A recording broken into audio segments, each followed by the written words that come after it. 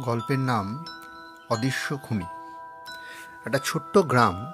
মাঝরাতে থানায় ফোন এলো, ধনঞ্জয়বাবু খুন হয়েছেন।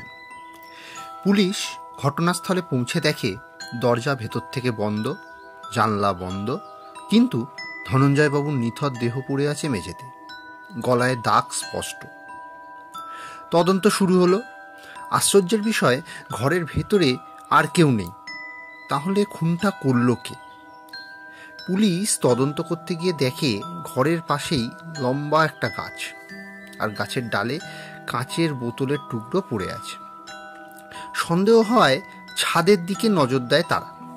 ছাদে পাওয়া গেল একটা দড়ি, যা পাশের গাছের ডালে বাঁধা ছিল।